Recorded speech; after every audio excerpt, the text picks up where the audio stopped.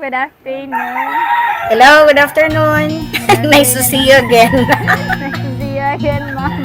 Thank you so much for this opportunity again. I'm sorry for the last time na wala na record. But still, I am so It's thankful. okay. So, may I start now, ma'am? The first question. Okay, Ma'am, sure. first, I would like to introduce myself. My Yes. name is Shasta Ordina from Rizal Memorial State University, Dipolog Campus. And ma'am, you can introduce yourself also.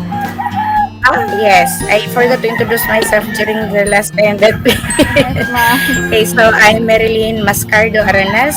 Actually, I'm from Manukan, Zamboanga del Norte, but now I'm permanently living here in Rizal because I'm assigned here in Rizal National High School as my current position now is Master Teacher 1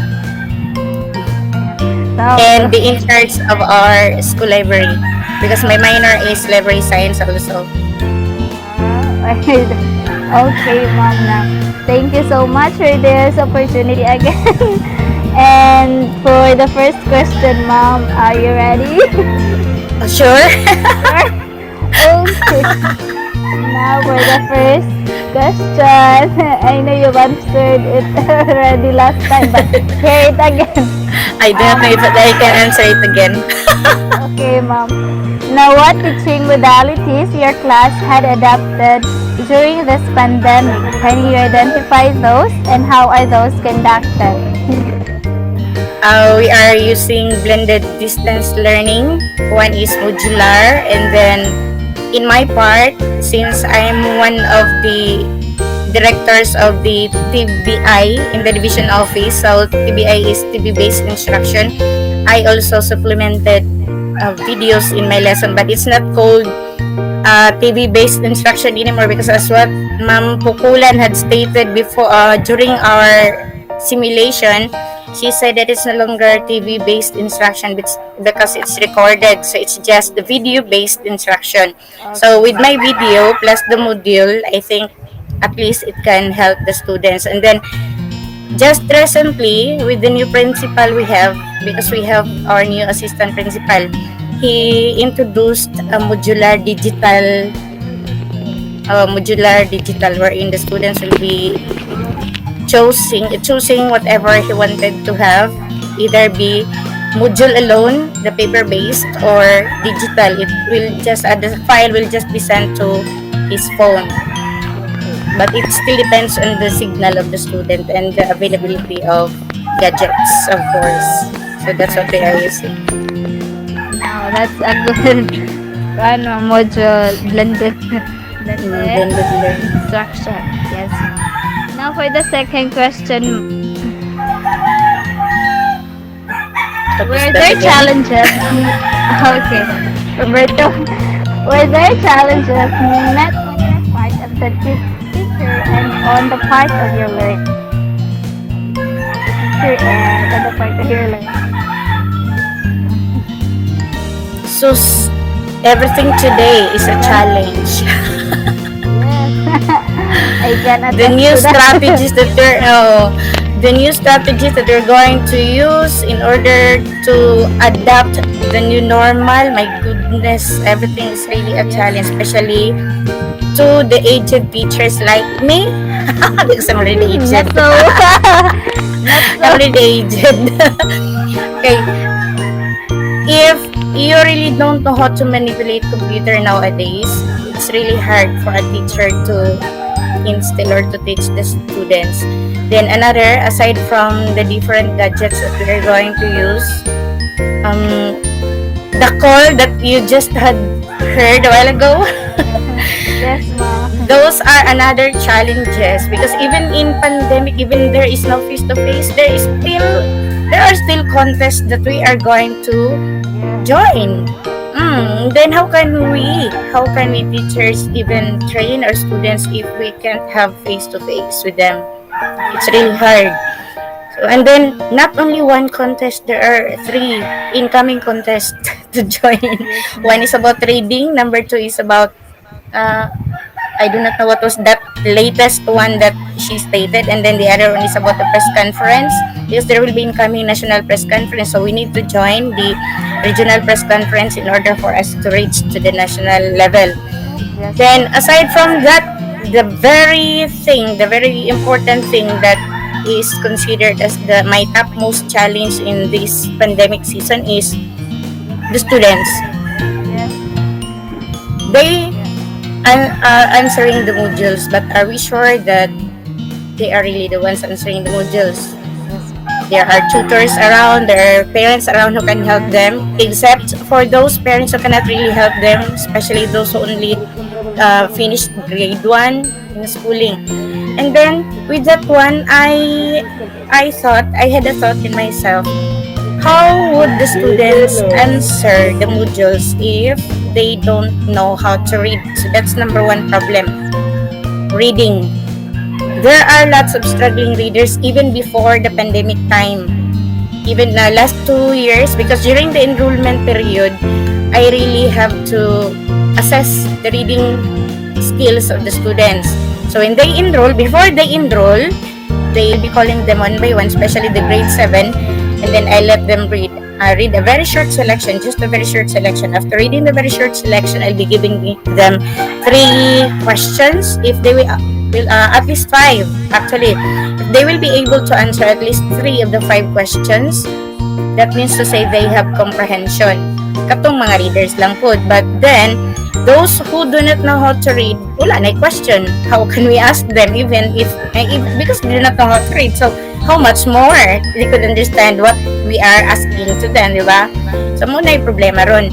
Even when there is face-to-face, there are numbers of struggling readers. How much more now that teachers cannot even follow up their learning. Oh, because there are parents who cannot help their children, especially those who are not in school. Mga literate, lisod kaayo oy. So that's number one challenge. Bahala na lang na ubang challenges because we can solve those.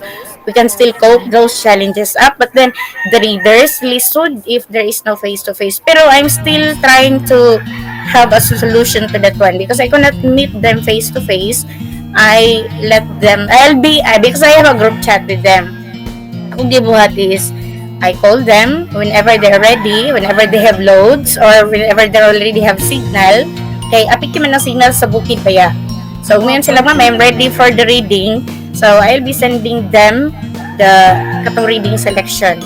Then, after they are done reading the selection, I immediately deleted the reading selection and then ask them questions. Kay og padayon na to, there are questions, the copy of the story is still there. So, they will be just spoon-feed. Gatanaw sila sa copy sa story. So, it would be better if we're going to delete so that to make sure if what they were reading really retained in their minds. Sa kay to abot asa na to naabot. Okay, listen, sir. It is very hard, especially for elementary, high Yes. schools. Yes, ma'am.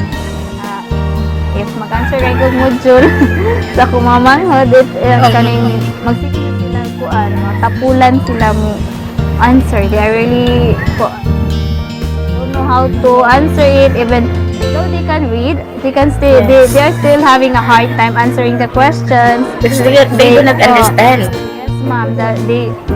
Wala sila. They will just say na, ay, bahala na nagdili ako man. Doy bitaw. So, ikaw ang magulang. So, you're, Ikaw na lang, you will be the one who will answer. Oh, yeah. That's what I have seen also in the modules of in the students. There are twins. I have students who are twins, and then I found out, why is it the penmanship? It's just the same with the student 1 and student 2, the same penmanship, and then the same answers. And then I discovered it's the parent, the mother who is answering, who answered the module, not the students themselves. Lisod eh.